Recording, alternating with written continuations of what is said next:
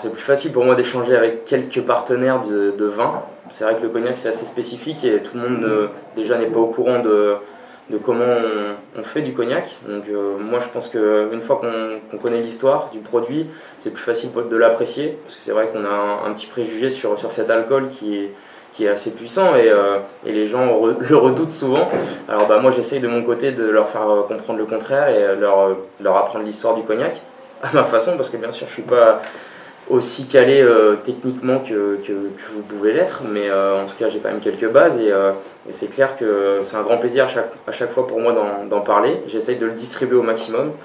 J'en ai filé, j'ai voulu en donner à Zlatan, mais bon, il ne boit pas trop d'alcool, alors ça se développera pas en Suède trop pour l'instant.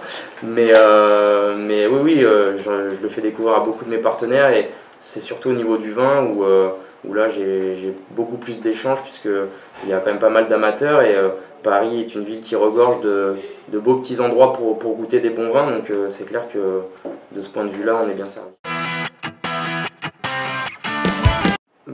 C'est vrai que c'est quelque chose à laquelle je fais souvent attention dans les hôtels quand je prends mon petit café. Je regarde au bar quels sont les cognacs qui sont distribués.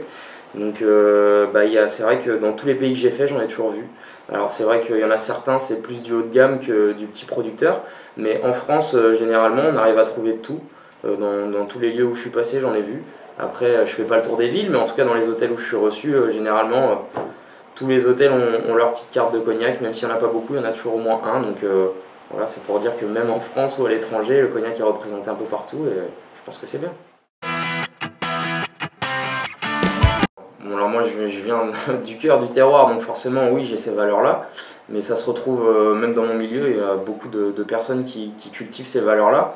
Et on en parle souvent quand on goûte des bons produits, que ce soit des vins ou de la gastronomie, un bon foie gras, ou voilà, si on arrive à rencontrer la personne qui le fait et qui le vend, c'est clair que ça donne une autre approche. Et comme je le disais tout à l'heure, quand on explique l'histoire de son produit, qu'on le vit en même temps, comme moi je peux le faire au travers du cognac avec mes partenaires, on arrive plus à captiver et à faire apprécier le produit aux gens. Donc je pense que voilà, moi je suis dans cet état d'esprit là, c'est-à-dire que j'aime bien partager des bons produits avec des amis. Tout seul je pense que ça sert à rien et c'est des valeurs auxquelles on peut se raccrocher facilement, puisque à partir du moment où on passe de bons moments ensemble avec de bons produits, on est tous satisfaits à la fin de la soirée. Donc je pense que c'est quand même quelque chose d'important et qu'il ne faut pas perdre, parce que on s'aperçoit qu'on arrive dans une société qui est de plus en plus individualiste, et avoir ces valeurs là je pense que c'est important de nos jours.